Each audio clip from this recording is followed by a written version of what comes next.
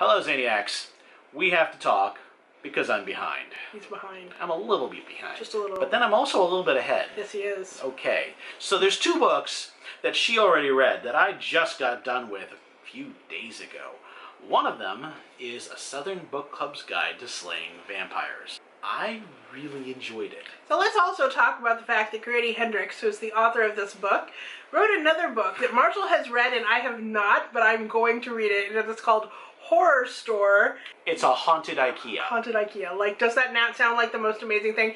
It's older. It's a few years old. But after reading Southern Book Club's Guide, we both were like, yeah, we need to read this other book. Okay. What I really liked about Southern Book Club is, this is the plot of Dracula generally, but it's in a much more modern setting. The vampire is a little different. Super creepy once you get to see their true nature. How this book used vampires to actually address racism and sexism. It's a really good point. Because, and this doesn't really spoil anything, he's preying on the black community because nobody is paying attention to them.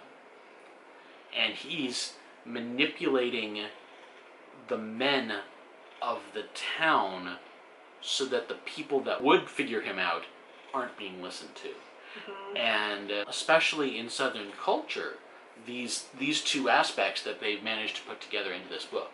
And it takes this book that I've already read of Dracula and it breathes so much new life and new context into it. Right. And I think it's amazing. I give this one 4 stars. I think the main thing that I did have an issue with it, and some other people did have an issue with this, is because of the vampire's new nature, there are some scenes that are, disturbing. Really disturbing. I was going to ask you if you felt like they were a little too much. I mean, it's a horror book, so you should be expecting something You should be expecting something horrific. The attic scene. Yes. Yeah. Now, if you are interested in a summary, you'll be able to see our video that we talked about it, which I will put here or down there for you to see. Talking about no exit. That was a white knuckle ride. This is what happens when you have a female version of Die Hard.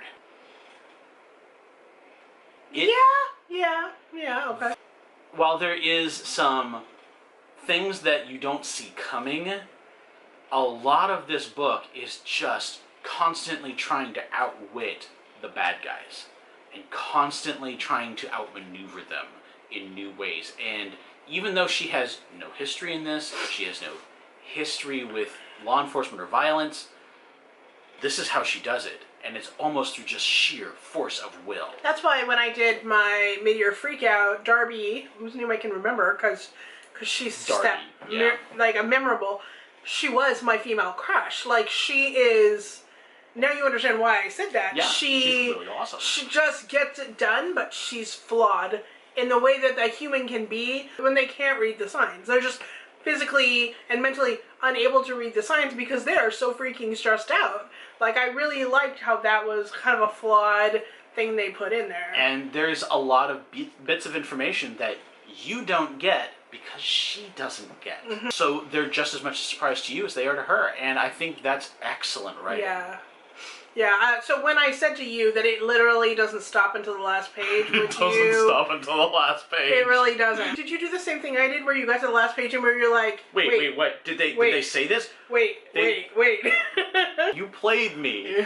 You played me. I gave this one 5 stars. 5 stars. I believe I did also. Yeah, because it's worth it. Much wow. Very wow. So thank you so much for watching. You know, Marshall catches up, which is funny because guess what? This month I have to catch up. Mm-hmm. Yeah. I blasted right past her. He really did. And yes, he did. So thank you so much for watching, and until next time. Stay zany. Bye.